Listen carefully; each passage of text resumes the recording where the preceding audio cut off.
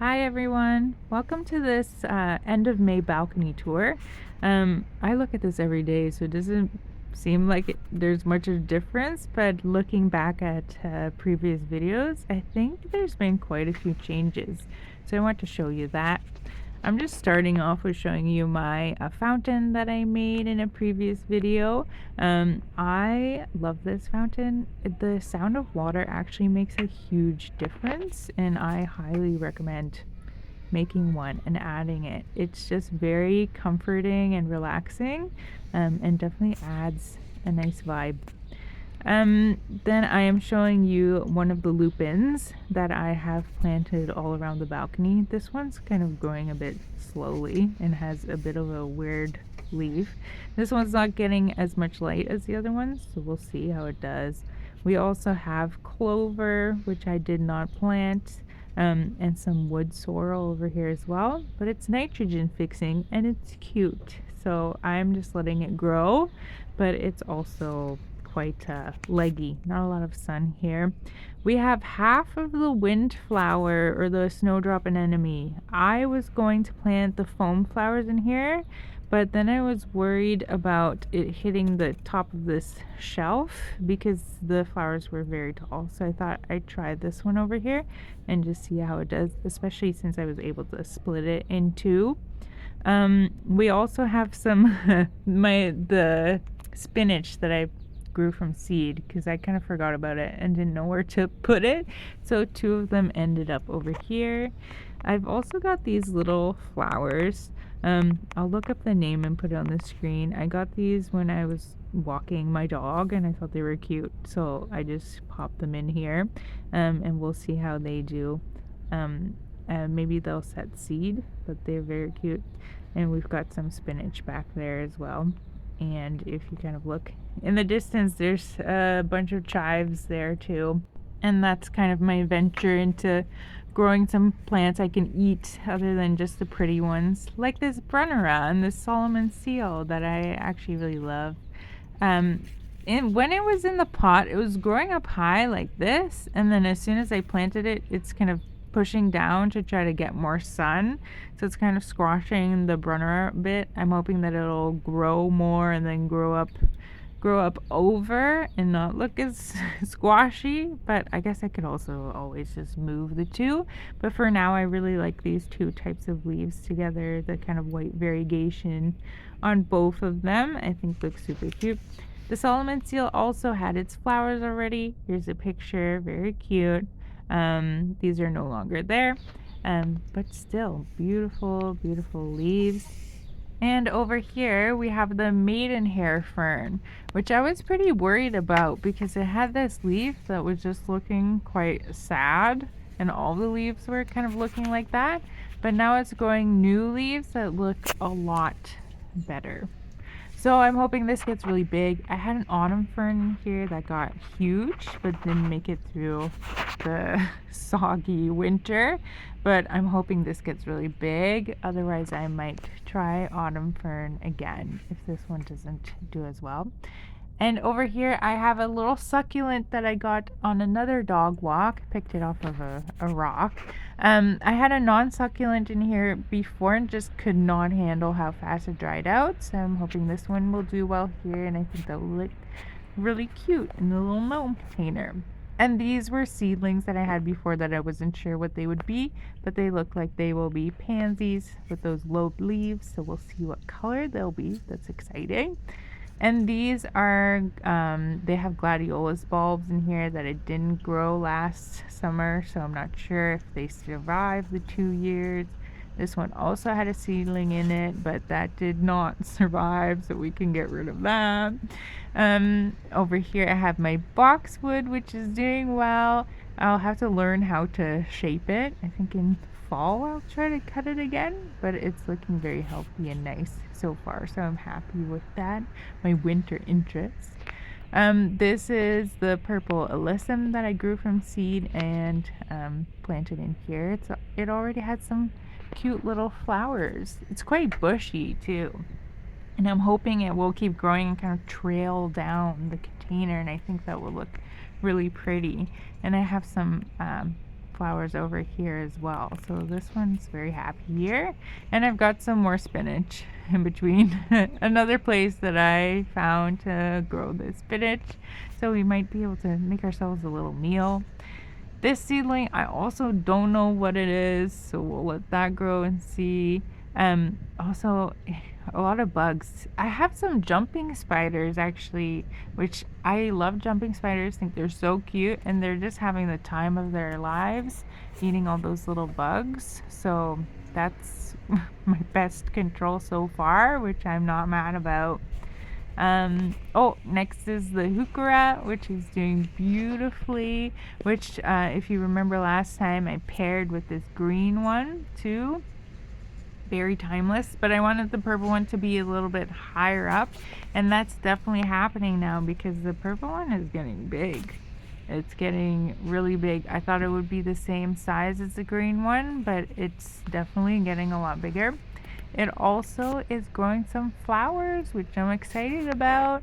I really want to be able to compare the two's flowers, because the green one has been flowering for quite a while and has these really cute pink flowers. The purple one should have pink flowers as well, if I remember correctly.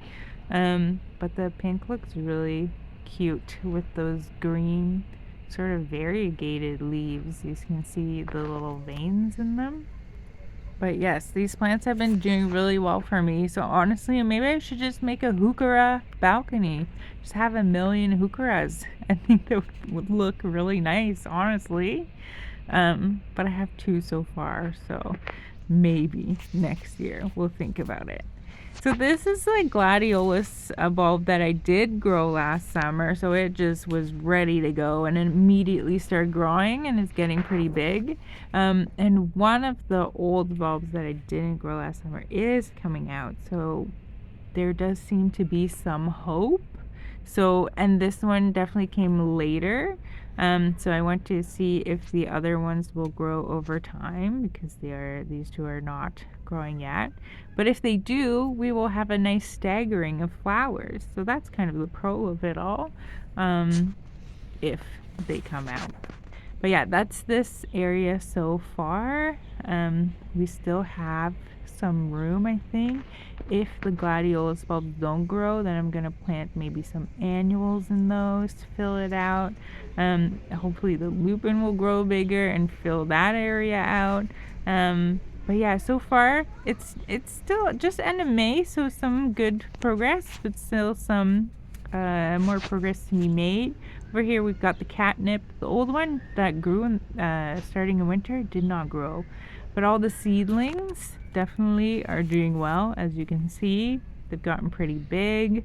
And these ones are the ones that I planted to attract hoverflies with the flowers to get the larvae to eat aphids off my other plants, but they then contracted the aphids, and it seems to be more like it's just attracting every single aphid, which you can see here. Which, I mean, I guess that's not horrible if they just stay on this plant, but I've been spraying it with soapy water just to try to limit it, and maybe my jumping spiders will help with it as well. I don't know, I read that they eat them, but so far I haven't seen any evidence. I feel like this just turned into a container where I put my leftover plants, but they're also doing pretty well, honestly. Well, this one, the one begonia didn't make it, but the other ones are growing pretty well. Polka dot plant is growing well. The purple plant is growing well as well. I'll check the name of that and put it up on the screen. But this is where I wanted the polka dot plants and the begonia to go, and these ones are getting a little bit more light than the other one, and these ones are doing well as well. The one has much more green leaves and the white kind of disappeared, and that one is growing much faster. And I feel like the other one still has quite white leaves, but it is starting to change to more green as well. And I'm hoping that once it really changes, like under here, you can see these leaves are much more green. I'm hoping once it changes, they kind of even out. begonia looking super cute. It's got its little flowers. I wasn't sure about these flowers last year, and now I love them. I think they're so cute. Creeping Jenny is doing its thing and looking all right. And we have these little seedlings over here, and I think these are probably actually petunias from the petunias we had in here last year, because they're looking fuzzy. This is a picture of the petunias that were there last year. Very pretty, but needed full sun. So these are growing very, very slowly. I don't think they'll make it, but we'll see. Lots of experiments going on. We'll see for a lot of these plants what they do. Pansies looking beautiful. Like I said, I love pansies.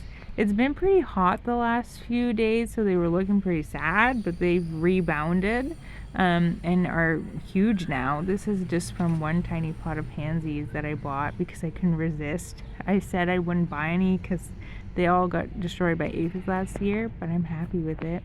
The fuchsia also did not like the hot weather the last few days. It was looking very sad, but doing better now that it's a bit cooler and growing a lot of buds. So we'll see if we need to move it into a cooler area, because yeah, it was not happy with the heat at all. But I love all these plants together. I think they look so cute on the tabletop, and I love looking at them all the time. Alright, so in this corner we've got the other half of the windflower, or snowdrop anemone. This one is very dramatic, I will say. As soon as it gets hot, or if it even is missing a little bit of water, it just flops. But it is growing some new leaves. I'm hoping that will fill out a little bit, because it's looking a little bit sad and flat, especially when the temperatures rise. And that's why I'm happy that I have one over there too, because that's a lot more shaded. So we'll see if maybe it prefers that. It's been a lot of trial and error with these types of things. The foam flowers are just looking the same as they did before. They bloomed for a very long time. The flowers are pretty much spent now, but I feel like they were blooming pretty much the whole month since I got them. This one back here actually was one of the later ones, so the flowers are still looking okay. And it's covered in fluff because we had the sort of allergy season. There's a plant that's spreading all its fluff everywhere. Oh, and we have a lupin here as well, which is growing a lot faster than the other two that I've shown you before. It's a lot bigger. It's getting, I guess, a good amount of sun here. And we've also got the sweet peas, which are just taking forever. They are not growing very fast. It does have 3 different stems now, and it's preferring to climb up the sticks as opposed to the elaborate thing I made for it, of course. But I don't know, maybe I just can't grow sweet peas here. I don't think we'll get any flowers with the rate that it's growing at, because it is very slow. One more lupin over here. This is my fastest growing one. Though I will say that I saw lupins out in the wild a week or 2 ago, and they were in full bloom. They were huge, in full bloom, sitting in full sun. So we'll see what happens with these. I don't know. I'm feeling alright about this one. It's got really big leaves. It's very stretched out. It's stretching towards the sun. But we will see. We still have lots of time left in the season. The morning glory is growing very fast. This one I'm pretty happy with. I thought maybe it would get to the top in like July or August, but it's almost to the top of the tree already. It does seem to have something going on with it. It's got these like scrunched up little leaves, especially towards the bottom. I think it has some kind of pest, but even despite that, it is doing its thing. It's growing quickly, and the whole goal of this is for it to kind of grow to the top of the tree and grow some leaves, and then hopefully provide a bit of shade. I might have to put up more structures for it to grow on. But as you can see here, it's very close to the branches already. So I'm, excited to see what it does. I I'm very curious to see how much, like how bushy it will get and if it will give us some kind of shade. But that would be really nice. But yes, I think whatever is on the morning glory might also be attacking everything around here. We've got some alyssum, we've got some pansies. Um, that was alyssum as well. And we have lily of the valley, which is the kind of tips of the leaves are getting a bit orange. So I've been wiping these down with soapy water as well. And I've been spraying the morning glory with soapy water to see if we can stop whatever is attacking that. But anyway, that's this area. Some nice growth for May, but we can certainly have some more growth in the next months, and that'll be really warm. Because over here we have the window box, and the marigolds specifically. We had a night in May that was below freezing, and the marigolds did not like that. They were looking quite burnt on the leaves from the cold weather. The chives are doing well. Here's a picture of the flowers, kind of like 4 little purple flowers, which was very cute. And it's just doing its thing. But the marigolds, back to the marigolds, they've rebounded from that cold night. The alyssum is also doing pretty well. And I think from now on we won't have any freezing temperatures anymore. So I'm excited to see that grow as well. So that's it. That's everything so far. End of May. Excited to see what will happen by the end of June and the rest of summer. Thanks for watching. Bye.